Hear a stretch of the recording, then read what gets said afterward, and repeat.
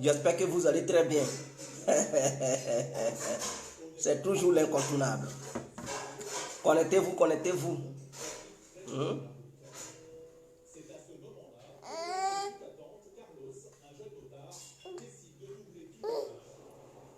Connectez-vous. Connectez-vous, connectez-vous. J'espère que vous allez très bien. L'incontournable. L'incontournable. Mettez-vous en ligne. On va se laisser. Mettez-vous en ligne, on va se laisser. C'est important. C'est important. Mettez-vous en ligne.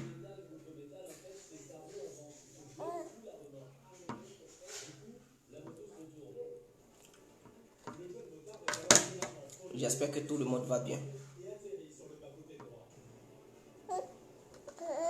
On ne va pas durer, hein. On va vite faire. Mais il faudrait qu'on soit précis et concis dans nos propos. On va être clair comme l'eau de roche. Il faudrait qu'on soit clair dans nos propos. L'incontournable. L'incontournable. Alors, donc cette page, je vous invite à vous abonner massivement sur CDI. Cette page, abonnez-vous massivement, c'est très important.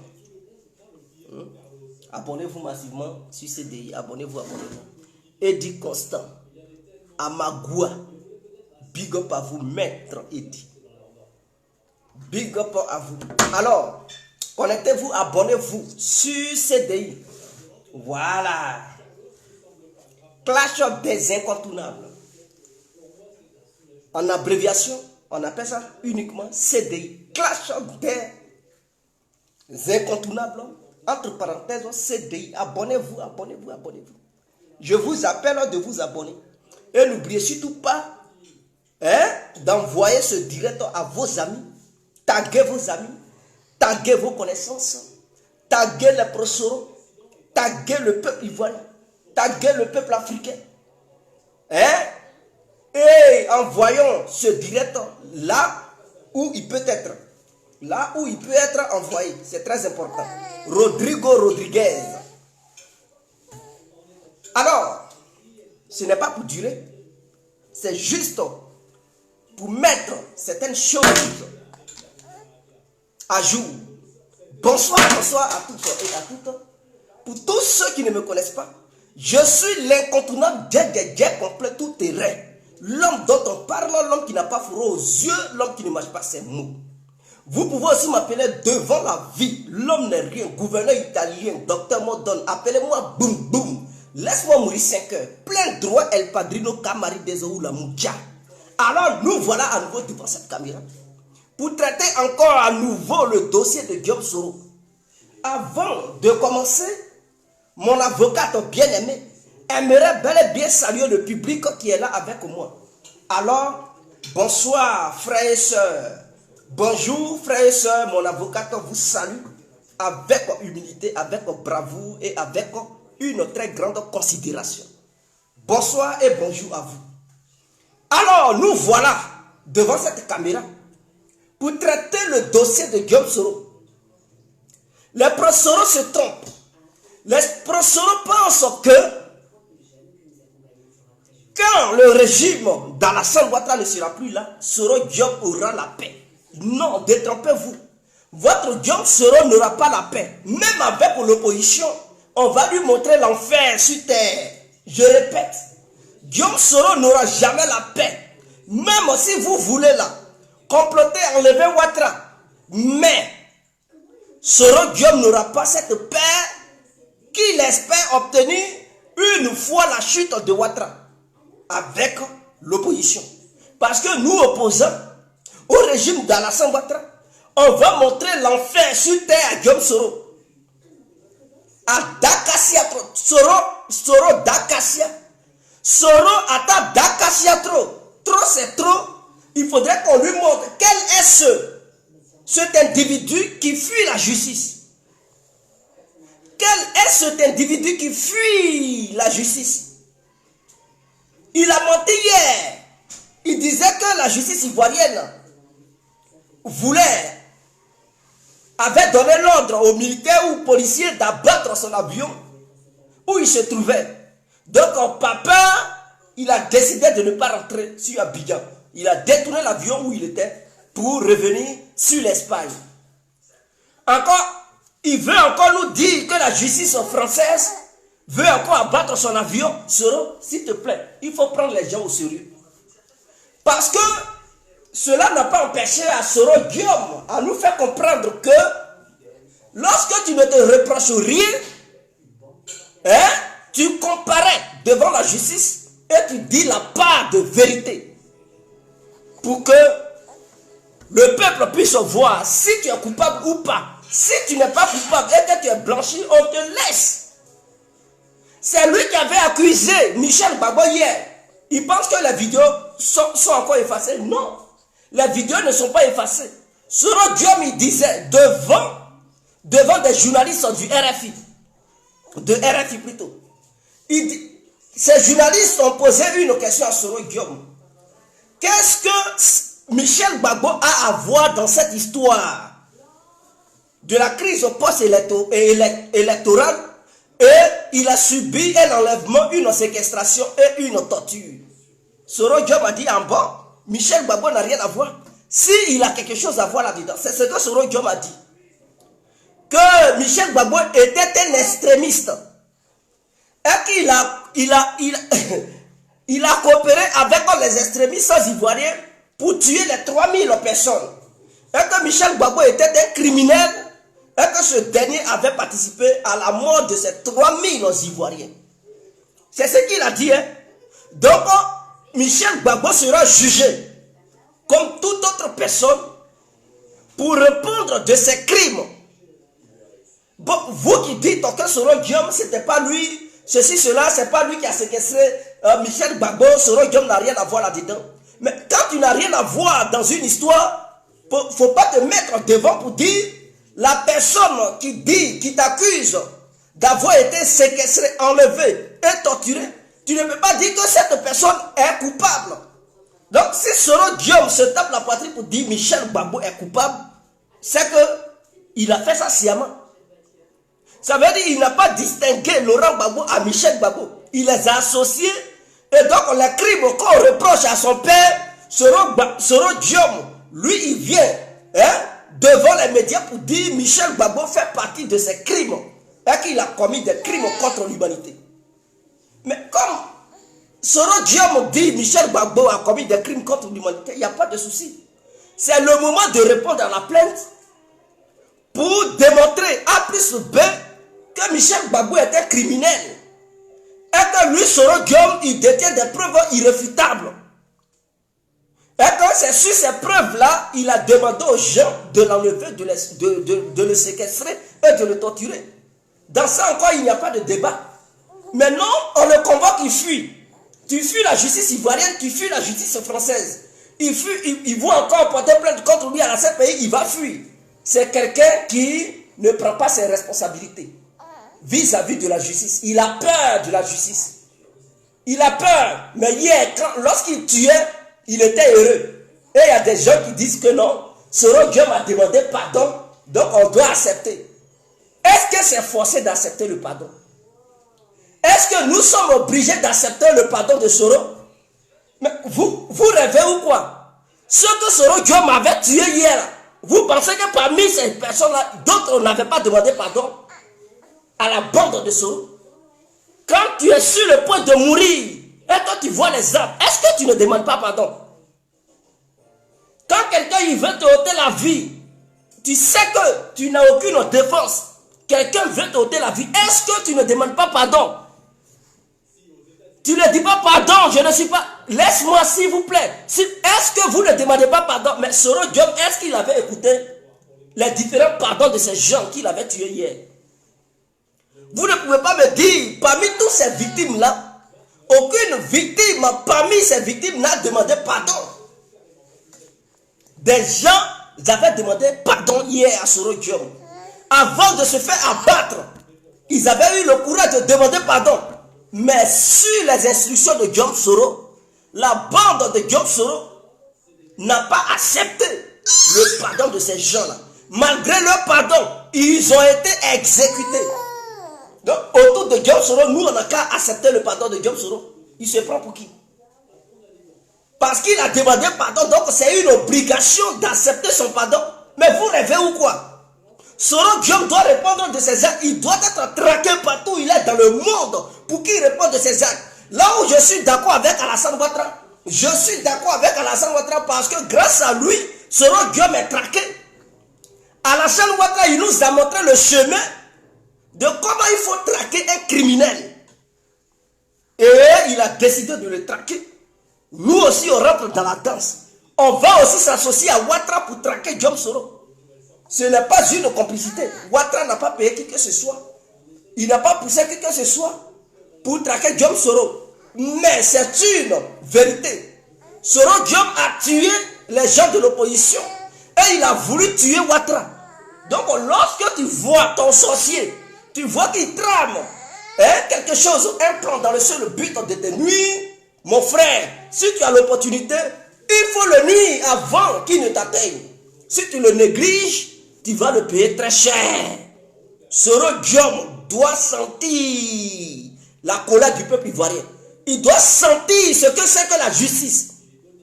Parce que donner des faveurs ou des faveurs à Diom Soro, pardonner Diom Soro, c'est de pousser d'autres Ivoiriens à suivre le chemin de Diom Soro.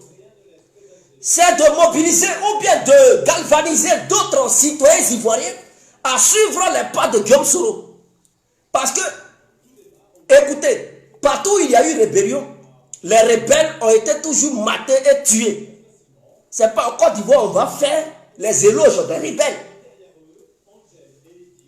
Ben Laden, à son temps, est-ce que les Américains ne l'ont pas traqué pour le mettre hors d'état de nuit? Ils l'ont traqué, ils l'ont mis hors d'état de nuit.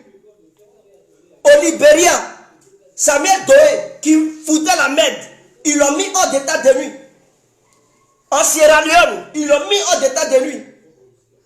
Je prends encore en Angola, ce fameux rebelle qui était collé aux opposants de l'Angola, mais ils l'ont mis hors d'état de nuit. Même les Russes, le fameux rebelle qui s'aimait le désordre dans le Caucase, il a été mis hors d'état de nuit. Mais vous pensez que nous sommes dans un pays où on va faire les éloges des rebelles? Chaque rebelle qui se levera pour faire n'importe quoi, il faut le mater et mater son groupe pour montrer aux autres citoyens que non, dans la ville, si tu empruntes le chemin de la rébellion pour gagner vite ta vie ou bien vendre ton pays, voici ce qui t'attend. On ne doit même pas permettre à Diom Soro d'être pardonné par le peuple ivoirien. Le pardonner, c'est d'encourager d'autres Ivoiriens. Parce qu'ils vont toujours prendre l'exemple de Diom Soro. Ceux qui veulent détruire nos États, ils vont utiliser d'autres citoyens pour dire, ah, écoutez, on te met devant, vous voyez, votre ami Diom Soro, c'est nous qui l'avions utilisé, on l'a protégé, voilà, il n'a rien eu du tout, donc ne vous inquiétez pas, on va vous financer, on va aussi vous protéger, et vous allez faire ce qu'on vous demande de faire.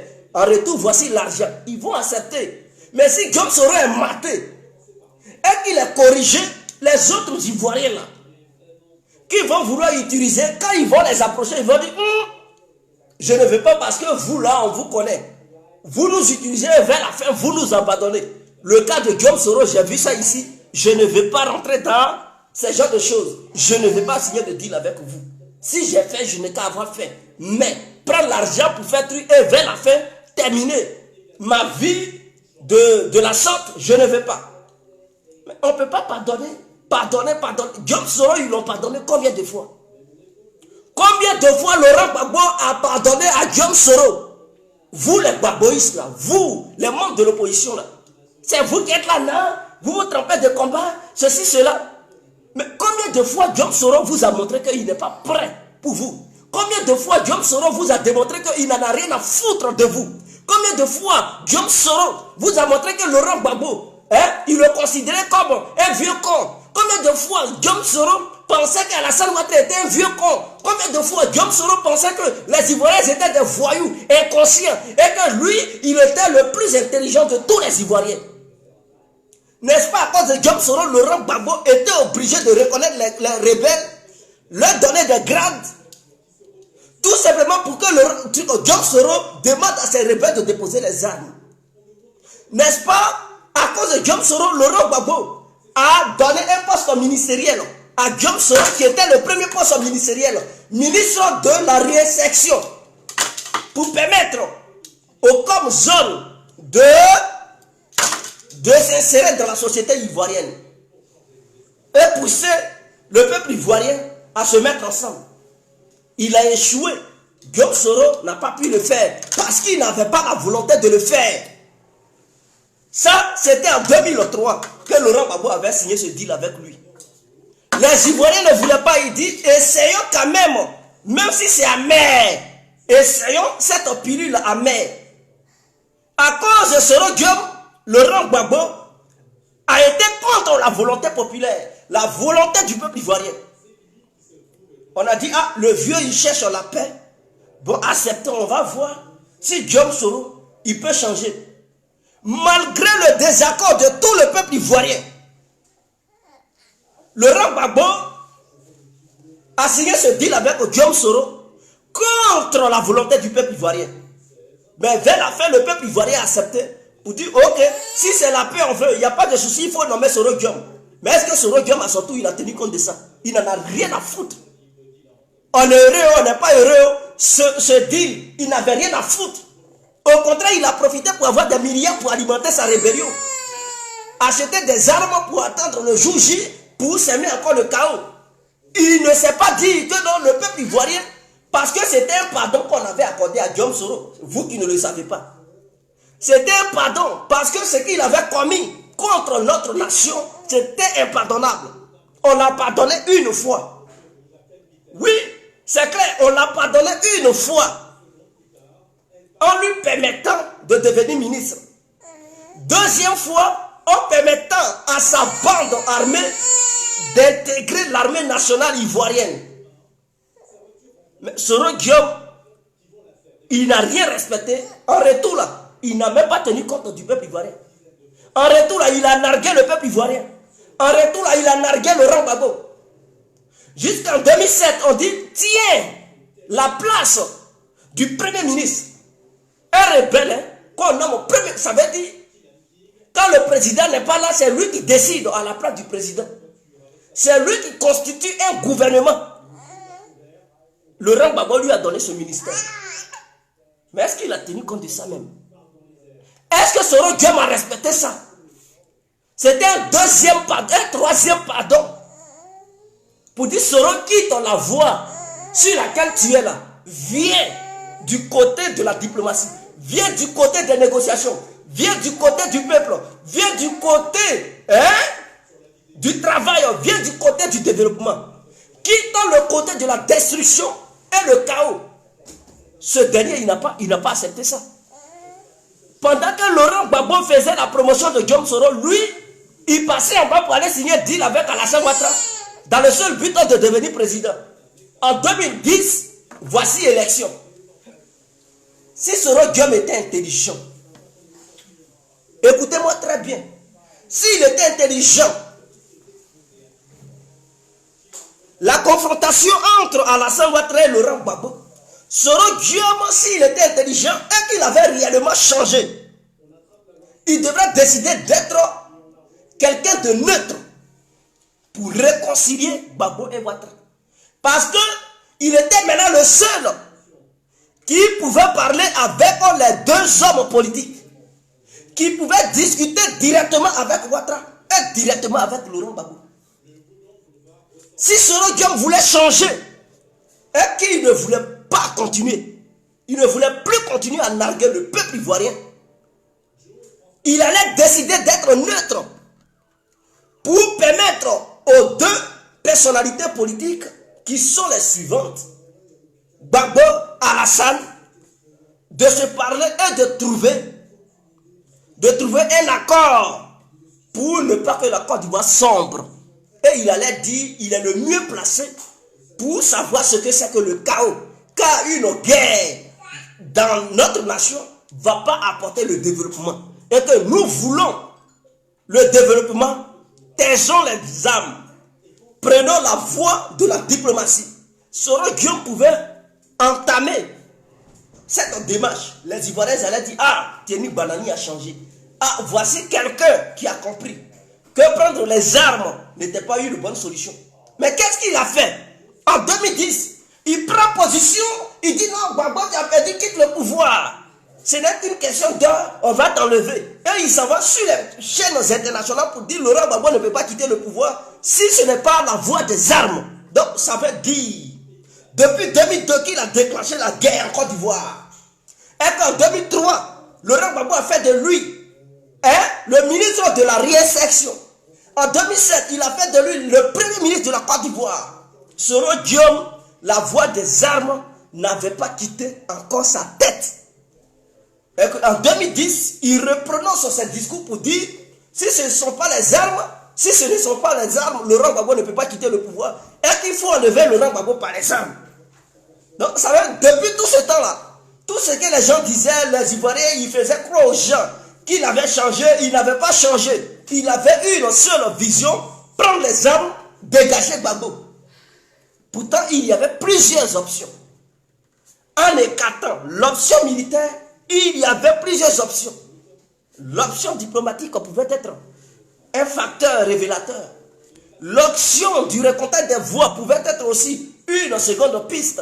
Et d'autres options, un gouvernement d'union nationale pouvait être une autre option.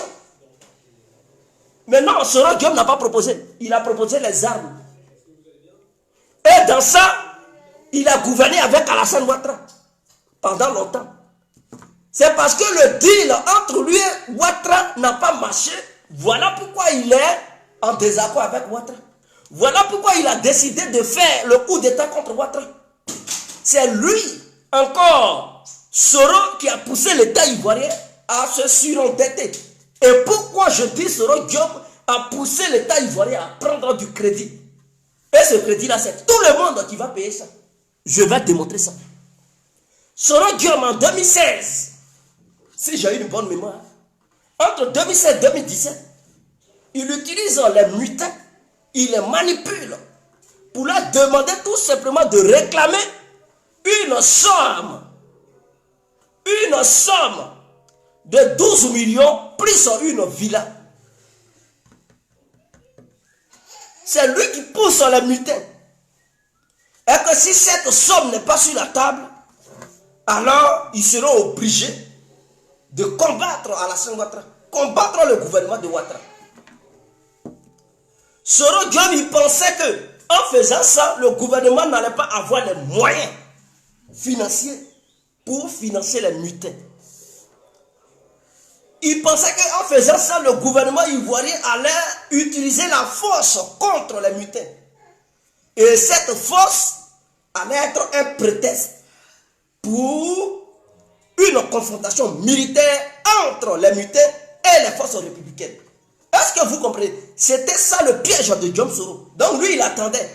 Si le gouvernement ivoirien décidait d'utiliser l'option militaire, Soro Guillaume allait demander aux mutins d'aller déterrer toutes les armes qu'il avait cachées pour leur venir en aide. Et il allait se désolidariser d'Alassane Ouattara le plus tôt possible pour dire non, lui il est contre l'option militaire et que Alassane Ouattara a choisi la guerre, alors il déclare la guerre à Ouattara pour apporter la liberté en Côte d'Ivoire parce que lui il est contre la dictature. C'était ça son discours, c'était ça sa vision. Mais quand Soro Guillaume a manipulé les mutins, Alassane Ouattara était obligé de négocier les mutins. Il ne voulait pas. Ça a poussé au gouvernement d'Alassane Ouattara à aller prendre crédit, endetter la Côte d'Ivoire. Est-ce que vous comprenez même? Ça a poussé Ouattara à aller prendre crédit au FMI. On lui a donné les milliards. Et ces milliards-là, il a donné son mutin. Pour ne pas que Soro Guillaume trouve des prétextes pour apporter encore une guerre destructrice dans notre nation. Mais ce crédit-là, qui va payer? C'est le peuple ivoirien. Qui va payer ça? C'est le peuple ivoirien, c'est nous tous qui allons payer le crédit. Ah oui, les taxes, les impôts et tout, on va payer. Donc, Soro Diom, c'est pas quelqu'un, il est non limite. C'est quelqu'un, il est très insolent, il n'en a rien à foutre. Il sait que le peuple ivoirien, ça ne va pas. Mais il pousse sur l'État ivoirien à aller s'endetter pour payer des voyous. Et il est là, il fait comme s'il n'est pas coupable. Il fait comme s'il n'a rien à voir là-dedans. Pourtant, c'est lui qui était en bas. Mais il pouvait quand même avoir pitié du peuple ivoirien. Mais non. Ça veut dire Soro Diom là. S'il a nargué Laurent Gbagbo pendant toutes ces années, il ne peut pas dire que Gbagbo était seul. Gbagbo, Afi, Simone Gbagbo, tous ceux-là, ils étaient ensemble. Mais il les a nargués en dehors d'eux là. Il y avait le peuple ivoirien. Il a nargué tout cela. Il n'en a rien à foutre du peuple Gbagbo, Simone Gbagbo, Afi, Nguessa, tout. Ce n'est pas son problème. Lui, sa vision, c'est de devenir président. Donc, s'il peut blaguer les gens un peu, pour que les gens lui fassent confiance, et dans la confiance, il te poignarde, tous les coups sont permis avec Diom Soro. N'oubliez jamais ça. Avec Diom Soro, tous les coups sont permis. Il peut te titiller, il peut te faire les yeux doux. Pendant que tu as oublié, il te poignarde. Et puis il avance. C'est comme ça la vision de Diom Soro. C'est ça la philosophie de Diom Soro. Donc il a nargué les Gbagbo et consorts. Alassane est venu là. Il nargue encore Alassane Ouattara. Mais ça veut dire, lui là, il ne peut pas avoir un allié fiable. Il ne peut pas avoir quelqu'un qui va lui faire confiance. Parce que tous ceux avec qui il a coopéré là, pour finir, il les a nargués. Sa vision là, c'était de les renverser pour prendre le pouvoir. À l'université, c'est comme ça il était. Ses propres amis, il les a machetés là-bas, à cause du pouvoir. Dans la rébellion encore. Mais vous devez comprendre, Diom Soro a toujours fonctionné comme ça. Avant que IB ne le recrute, il faisait les yeux doux à IB. Ah oui, il faisait les yeux doux à IB. Il disait non, j'ai l'oratoire, j'ai le verbe. Avec moi, je peux mieux communiquer pour convaincre la communauté internationale pour que ces gens-là nous fassent confiance pour leur faire comprendre que la lutte qu'on mène, c'est une bonne lutte, ceci, cela. IB a dit oui, Soro vient. Sois le porte-parole de la rébellion. Si IB savait. Mais, est-ce que IB avait pensé un instant que Soro Diom allait lui faire le coup? Est-ce qu'il avait imaginé un instant que Soro Diom était dangereux pour sa propre personne? Mais quand Soro Diom venait vers IB, il est venu vers IB en tant qu'un bon samaritain. Il était gentil, des paroles douces, comme s'il était vierge. Il n'avait jamais commis de... Mais oui. Mais quand IB l'a intégré là-dedans, Soro Diom, il a fait quoi? Il s'est retourné contre IB, il a chassé IB, il a pris la position de la rébellion. Mais c'est comme ça il est. Parce que je vois jusqu'aujourd'hui, il y a des opposants qui ne comprennent rien. Qui disent, pardon, Soro Diom, mettons-nous ensemble, on va combattre Ouattara. Ah! Tu vas te mettre ensemble avec Diom pour combattre Ouattara. Et en retour, quand Ouattara va tomber, tu sais ce qui t'attend? C'est la mort. Diom va te donner la mort pour que lui, il prenne le pouvoir. Et vous pensez que quoi? Lui, il va vous accompagner. Vous rêvez, hein? Non, mettons-nous ensemble, on va combattre Ouattara. Quand Ouattara va tomber, on va prendre le pouvoir. Vous pensez que Soro Diom n'a pas aussi ses agendas cachés? Si Ouattara tombe, Soro Diom va faire retourner les chefs rebelles contre vous. Il va dire qu'il est le seul qui est le mieux placé capable de les protéger. Et ces chefs, ces connaisseurs, ces shérifs, ils vont se retourner contre vous. Ils vont massacrer des gens. Et Soro va venir comme leur patron. Mais vous pensez que quoi même? Il est en contact avec plusieurs personnes en Côte d'Ivoire là-bas. Il est en contact avec plusieurs personnes. C'est parce que Ouattara, il voit clair. Voilà pourquoi Soro n'arrive pas à faire son coup. Mettez les cœurs, s'il vous plaît. Mettez les cœurs. Donc, quand IB a recruté Soro, IB ne s'attendait pas à ce que Soro Diom se retourne contre lui. Pour finir, qu'est-ce qu'il a fait? Il s'est retourné contre IB. IB était obligé de fuir la Côte d'Ivoire pour aller s'exiler. À la fin aussi, Soro Diom était obligé d'éliminer encore IB à Bobo. Et il a tapé. Il a éliminé IB. Mais qu'est-ce qu'il a fait aussi à Gbagbo? Avec tout ce que Gbagbo lui a fait en 2010, il s'est retourné contre Gbagbo. Mais quelqu'un qui oublie son passé, il ne peut pas mieux tracer son destin. Parce que si tu as oublié les pièges du passé, ces mêmes pièges du passé peuvent se dresser contre toi dans le futur. Et dès lors que le futur devient présent, tu vas croiser ces mêmes pièges. Tu ne vas même pas te souvenir d'un petit iota que ces pièges-là t'avaient causé des problèmes dans le passé. Et tu vas encore tomber dans ces mêmes pièges. Ça va te ralentir. Ça va t'empêcher d'atteindre tes objectifs. Donc, c'est que Gbagbo a fait jusqu'à pour Soro là. En 2010, il a trahi encore Gbagbo. Ce que Ouattara a fait pour lui, quand il s'est mis à Ouattara, c'est que Ouattara a fait pour lui. Pour finir, il a trahi Ouattara. Et je vais vous dire, Bédié avait accordé son soutien à Soro donc, face à Alassane Ouattara. Mais comment Soro Diom a trompé Bédié? Comment Soro Diom voulait livrer les affis sur un plateau d'or? Comment Soro Diom voulait livrer l'opposition face à Alassane Ouattara? Je vais vous démontrer. La dernière élection qui a eu lieu en 2020, qu'est-ce qui s'est passé? Beaucoup ont vu, mais beaucoup n'ont pas compris. Alors l'incontournable bien compris va vous démontrer ce qui s'est passé. Soro Diom a convaincu l'opposition de former une coalition. C'est Diom Soro qui était à la base. C'est lui qui était le maçon de cette histoire de coalition pour faire contrepoids face au pouvoir, face à la candidature d'Alassane Ouattara et pour rejeter la victoire, même si c'est une victoire trichée, si c'est une victoire qui ne rentre pas dans les normes constitutionnelles de notre République ivoire. Mais Soro Diom a dit, quel que soit ce qu'ils feront, si Ouattara est proclamé vainqueur, il faudrait que l'opposition fasse un bloc pour rejeter la victoire d'Alassane Ouattara. Et pour ça, lui, il prend le garant d'être le ministre de la Défense dans le nouveau dispositif gouvernemental qu'ils avaient décidé de mettre sur pied. Et que Bédié était le président, Afi le porte-parole, et je ne sais qui encore, les autres allaient être placés à des postes ministériels stratégiques. Pendant ce temps, lui, Soro, il était en France là-bas. Mais qu'est-ce qui s'est passé? Soro Diom ne s'est pas mis à fond. Il ne s'est pas mis à fond, c'était un piège. Le piège était tout simplement de livrer Bédié, les Afi Ouguessa et les autres au gouvernement de Ouattara. Se fait arrêter, se mettre en prison. Et Soro Diom allait faire comprendre à l'opposition que lui, il est le seul leader capable de libérer leur président des différents partis politiques et mouvements politiques. En fait, Soro Diom, il voulait pousser les opposants à se faire enfermer, eux tous, par le gouvernement d'Alassane Ouattara. Et en retour, il allait dire, je suis le seul leader qui reste. Donc, je suis le seul capable de libérer vos leaders. Donc, mettez-vous derrière moi, on va mener la lutte. Est-ce que vous comprenez? Et donc, PDCI, jeunesse de PDCI, jeunesse du pays, jeunesse de trucs, je ne sais quoi là. Tout le monde allait voir Soro Diom comme le seul et unique leader de l'opposition face à Alassane Ouattara. Donc, ils n'allaient plus voir Soro Diom rebelle, mais ils allaient voir un Soro Diom comme un libérateur de la nation ivoire.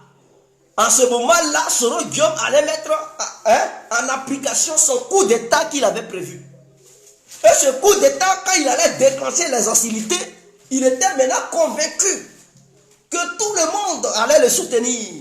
Parce que tout le monde allait avoir soif de voir Soro Diom libérer les leaders. Mais dans ça, Diom Soro allait profiter pour éliminer vos leaders dans les différentes prisons. Les éliminer pour dire c'est le gouvernement d'Alassane Ouattara qui les éliminait, car le gouvernement était dans la débandade. Donc ils se sont appris aux prisonniers politiques. Il allait les tuer et accuser le camp de Ouattara. Faire chuter le régime de Ouattara et faire porter le chapeau à Ouattara. En ce moment-là, Soro Diom allait être dans une posture du seul leader fort et unique. Personne n'allait encore inquiéter Diom Soro. Il allait mettre en place des structures pour pouvoir pousser tout le monde à rester autour de lui. C'est lui qui allait oser s'opposer à lui, il allait l'éliminer. C'était ça la vision de Diom Soro. Vous n'avez pas compris. Mais ce dernier, il a eu une vision tordue. Et son vœu, ce n'est pas de vous aider pour prendre le pouvoir. C'est parce qu'il ne sait pas comment faire. Il est obligé de vous faire les yeux doux, il est obligé de vous faire croire que donc vous êtes ensemble. Mais en réalité, il veut vous utiliser pour que lui, il puisse atteindre ses objectifs. C'est tout. Est-ce que vous comprenez?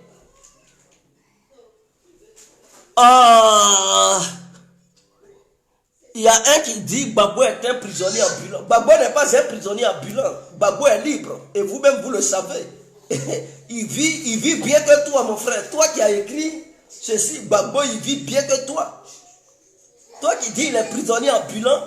Mais arrête-le. Ou bien tu ne le vois pas. S'il se balade, attends qu'il faut aller l'arrêter. Mais si tu ne veux pas l'arrêter, ce n'est pas la peine de dire il est prisonnier ambulant. C'est ton Soro qui est prisonnier ambulant. C'est lui qui est obligé de fuir. Se cacher. Laurent Gbagbo, lui, il ne fuit pas. Il sort de la Côte d'Ivoire, il voyage partout dans le monde. Il mange ce qu'il veut manger. Il se promène partout en Côte d'Ivoire et puis il n'y a rien. Voilà. Je dis bien, il n'y a rien. Il peut aller n'importe où dans le monde. Et puis il n'y a rien. Personne ne peut l'arrêter de au jour d'aujourd'hui. Personne ne peut l'arrêter. Personne ne peut encore l'effrayer. Parce que lui-même, il est la frayeur. Est-ce que vous comprenez? Mais ton Soro là, il ne peut pas voyager n'importe où. Il ne peut même pas se montrer pour dire voici son adresse ou bien il est dans tel état. Il est obligé de fuir. Même sa page Facebook, il est obligé de confier ça au Franklin Yamsi, à Foussiata Baba pour faire des posts. Ce n'est pas lui-même qui fait ces posts là. Il confie ça aux gens. Il a ajouté des administrateurs qui animent sa page Twitter, sa page Facebook. Et les gens pensent que c'est lui. Ce n'est pas lui. Ce n'est pas lui qui fait ça. Voilà, ce n'est pas lui-même qui fait ça. Ce sont ces administrateurs-là qui animent ces deux pages. Voilà, parce qu'il ne veut pas que les gens sachent là où il est exactement. Il ne veut pas que les gens détectent son adresse IP, pour ne pas qu'on le localise, pour ne pas qu'on sache dans quelle maison il habite. Non, il ne veut pas lui-même faire des postes maintenant. Il fait des postes via des personnes interposées. Voici, c'est ce qui est clair. Lui-même, il est fugitif. Quelqu'un qui dit qu'il est innocent. Mais il crée aussi la justice européenne. Ah, n'est-ce pas hier, la France était ses copains? Ah, j'ai cru que les Français étaient ses copains. Les Français étaient ses copains. Je ne pensais pas que la Côte d'Ivoire était un pays indépendant. Et qu'il fallait respecter les citoyens ivoiriens. Mais si la Côte d'Ivoire était un pays indépendant, pourquoi les Job Soro encourageaient l'intervention militaire étrangère sur le territoire national ivoirien? Si vous pensez que les Ivoiriens doivent régler leur crise entre eux, pourquoi avez-vous accepté qu'une force étrangère vienne s'ajouter à vous, toi, Soro Guillaume, tes rebelles pour venir combattre les Ivoiriens? Tu étais comme ça à Alassane. Tu pouvais dire à Alassane, quand Sarkozy donnait des ordres, tu pouvais dire à monsieur le président Alassane, parce que pour toi il était ton président. Tu pouvais lui dire à monsieur le président Alassane, je ne veux pas l'intervention d'une force étrangère. Je veux moi-même intervenir avec mes éléments entre nous Ivoiriens. On pouvait dire, ah, Soro Guillaume est courageux. Mais tu étais pour, même à l'hôtel du Golfe. C'était ces mêmes étrangers qui assuraient ta sécurité là-bas. L'ONU, hein, et puis la force Lincoln, qui assurait ta sécurité, Soro. On a vu dans des vidéos où les rebelles étaient entraînés par des forces occidentales. Pourquoi tu ne leur demandais pas de ne pas s'ingérer, de ne pas s'immiscer dans les affaires intérieures ivoiriennes? Quand il s'agit de vous, non, la Côte d'Ivoire est indépendante. Mais quand il s'agit des autres, la Côte d'Ivoire n'est plus indépendante. Mais Laurent Gbagbo, la Côte d'Ivoire n'était pas indépendante.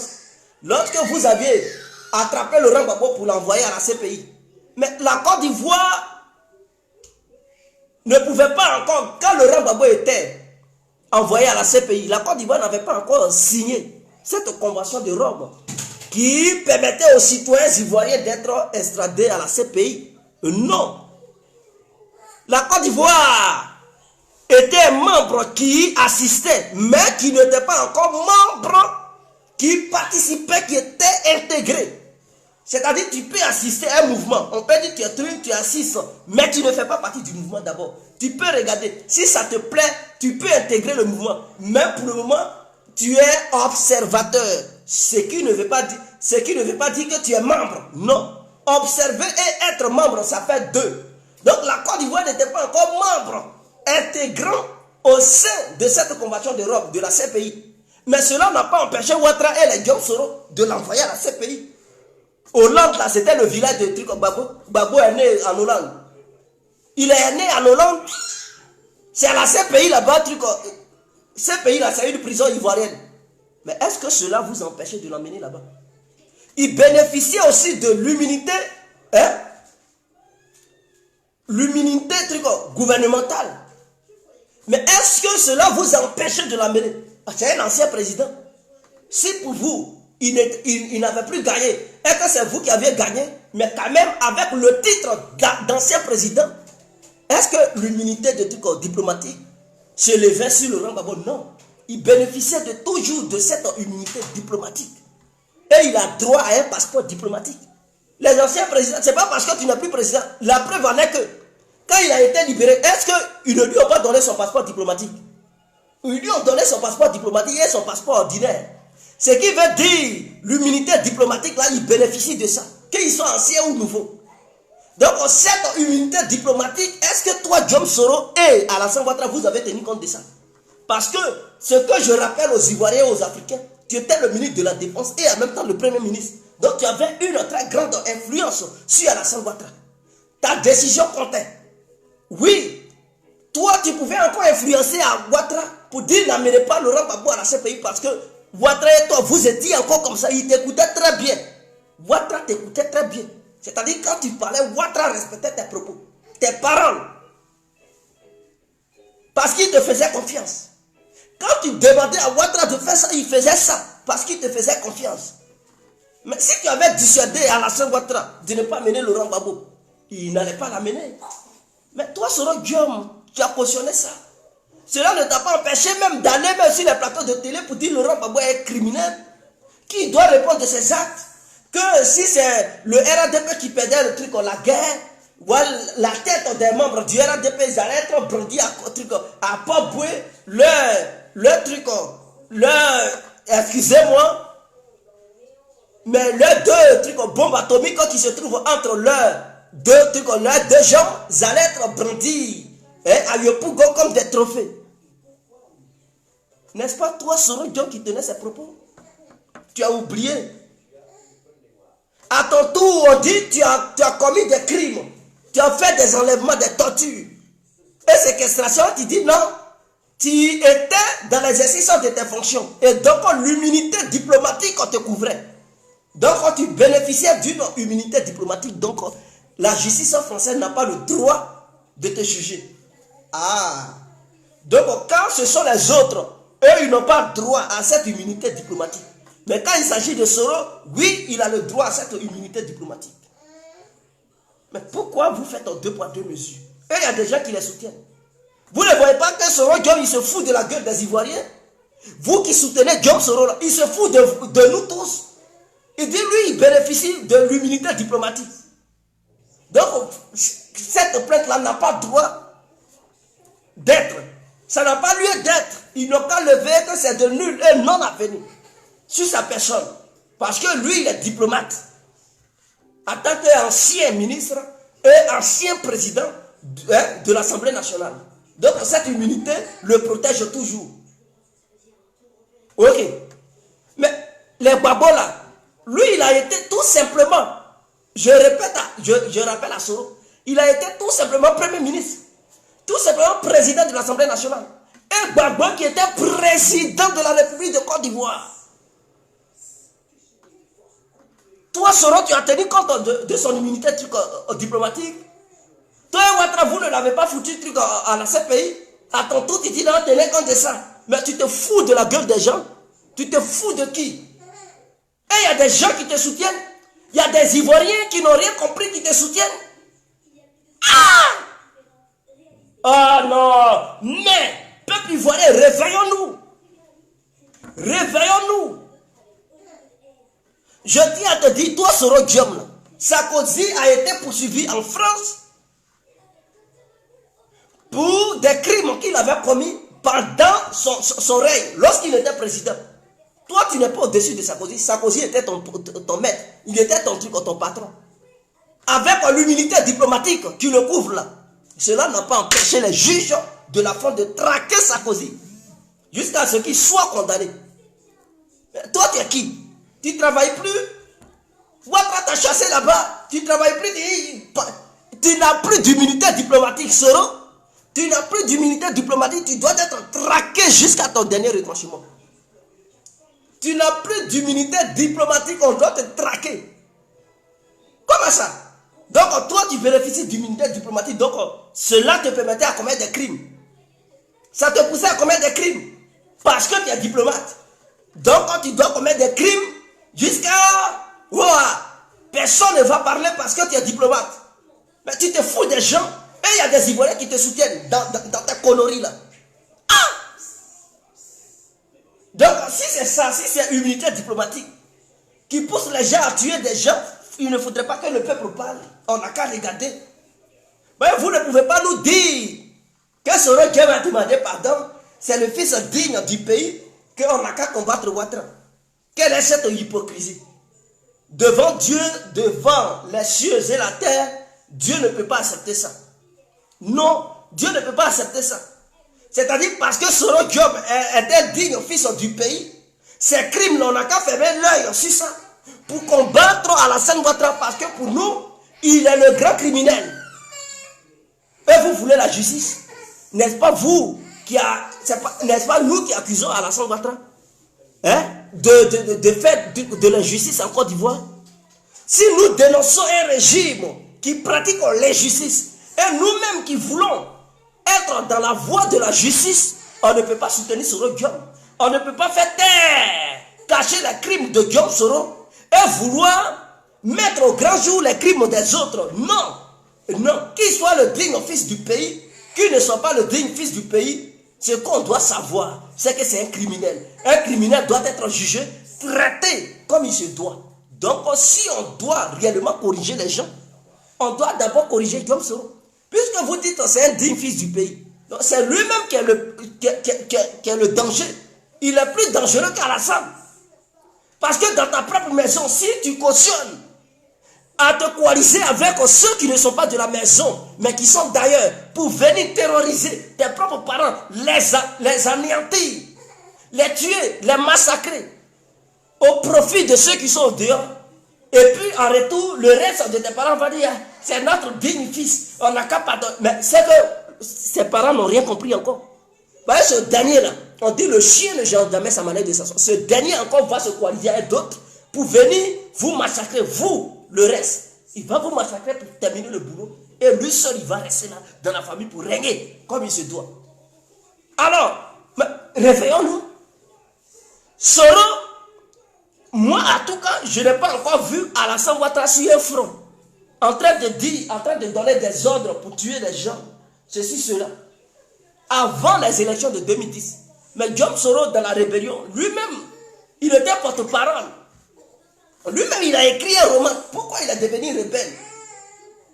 Avec toutes ces preuves-là, vous voulez protéger Soro parce que vous détestez Ouattara. Même moi, l'incontournable, si je déteste Ouattara là, je ne peux pas accepter que Soro Guillaume soit blanchi. Il est qui? Il est comment? Tous ces crimes qu'il a commis, on n'a qu'à le blanchir facilement comme ça. Imaginons, faisons l'inverse. Imaginons un instant que Soro Guillaume et Alassane Ouattara avaient fait la CPI. Et que la CPI prenait une décision pour dire non, ils n'ont pas commis de crime. Pensez-vous que les pro-Soro et les pro-Alassane Ouattara, vous allez dire, Gbagbo et Brégoudé ont demandé pardon, donc pardon. Mais vous rigolez, hein? Pensez-vous qu'ils allaient laisser cette affaire? Mais ils allaient faire tout pour condamner Gbagbo et Brégoudé. Ils allaient tout faire. Malgré que Laurent Gbagbo et Brégoudé ont été blanchis par la CPI, vous n'avez pas vu. Les gens en Côte d'Ivoire, les pro-Ouattara là manifestaient avec des pancartes pour dire faut pas Gbagbo va rentrer, c'est un assassin, il a tué. Malgré ça, les ministres de Ouattara continuent dans leur bêtise en disant que Laurent Gbagbo est coupable. Imaginons l'instant que c'est Ouattara et Soro Diom qui étaient partis à la CPI. Et que l'inverse se produisait. Et que la CPI disait que non, ils ne sont pas des criminels, ils sont blanchis. Vous pensez qu'ils allaient laisser Baboué Blé, les pro-Ouattara, les pro-Soro, vous rigolez. Ils allaient les traquer jusqu'à ce qu'ils puissent aller à la CPI. Réconciliation même, ils n'allaient même pas accepter une petite réconciliation avec Blé ou Babo Laurent. Ils allaient les traiter de criminels partout. Ils allaient même mettre des affiches en publicité pour dire ceux-là c'est des criminels partout en Côte d'Ivoire. Je les connais, je sais de quoi je vous parle. Je les connais, je viens.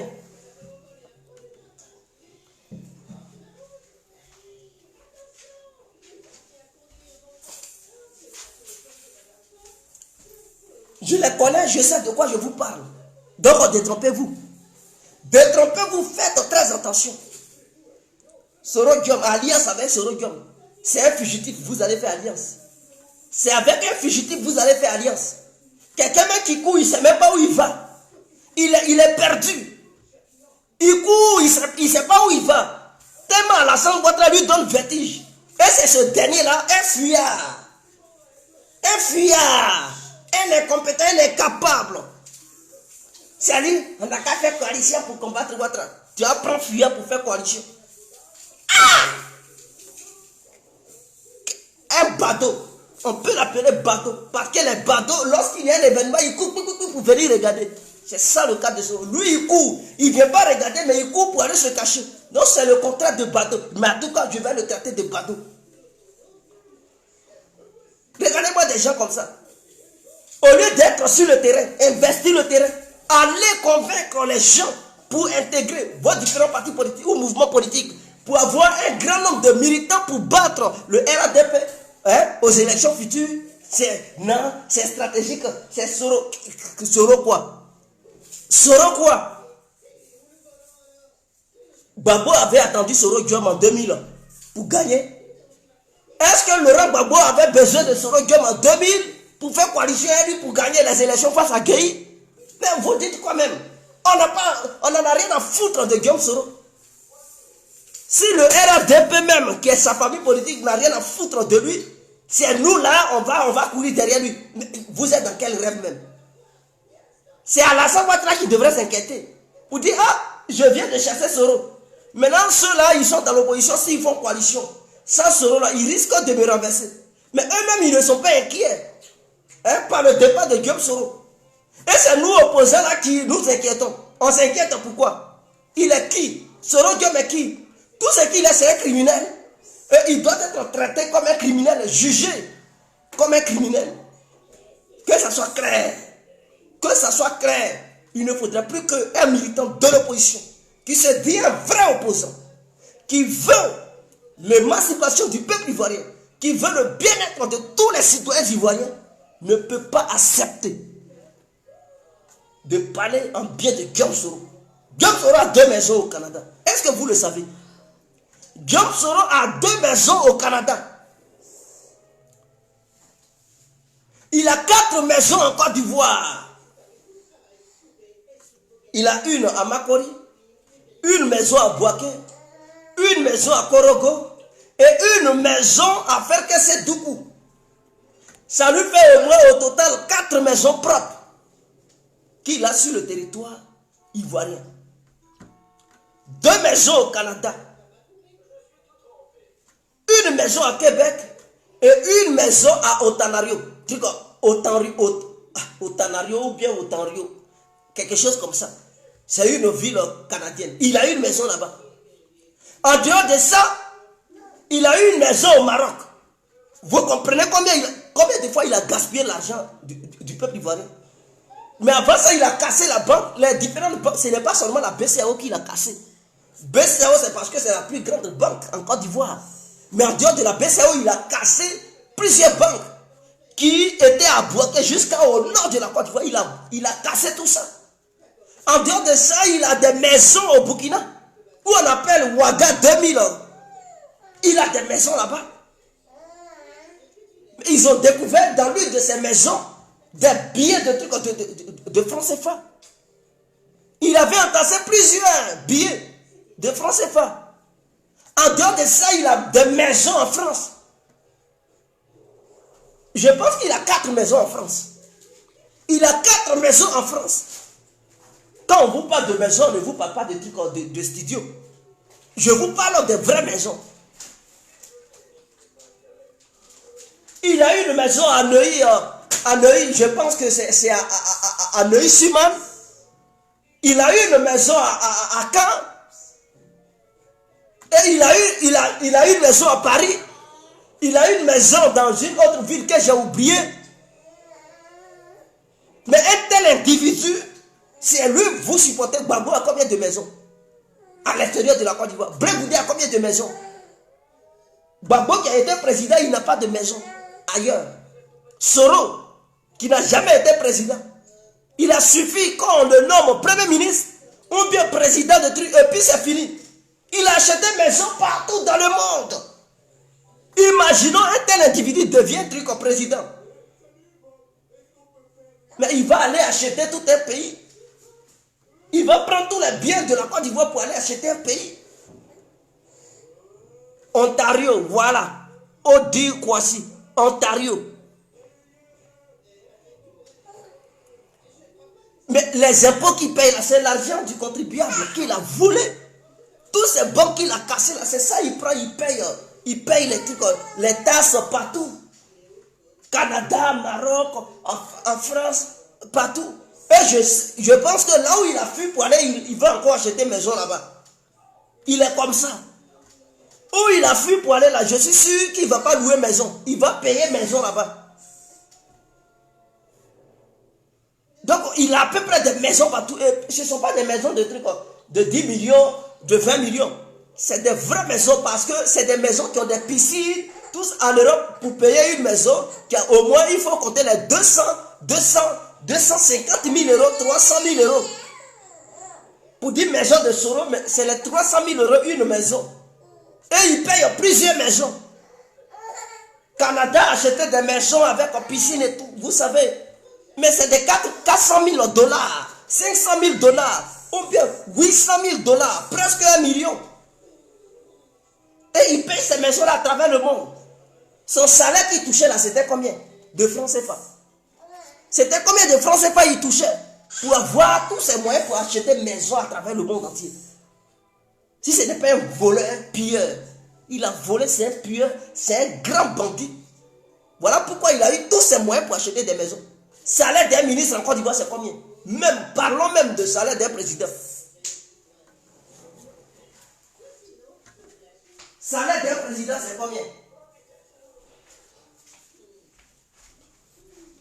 Salaire d'un président, c'est combien? Si c'est trop, peut-être c'est 20 millions. Si le président a 20 millions ou 25 millions, ministre a combien? Le président ne peut pas avoir le même salaire que son premier ministre. Il faudrait que ça soit clair. Donc, si imaginons que le président a 20 millions, c'est que le premier ministre doit avoir au moins 15 millions. Donc, 15 millions, 15 fois au moins truc 12. Ça ne peut pas lui permettre d'avoir toutes ces maisons à travers le monde. Quand même. Ça ne peut pas lui permettre d'avoir toutes ces maisons. Sans compter ses bodyguards, ceux qui le surveillent, ses gardes de corps, sans compter les salaires de Franklin Nyamsi, ses cyberactivistes. Il lui faut de l'argent, il les paye, sans compter ses avocats. Il enlève tout cet argent-là où? L'argent là, c'est quitté où? Mais c'est un gros bandit. C'est parce qu'il a pillé. Pourtant, le peuple ivoirien n'arrive pas à travailler.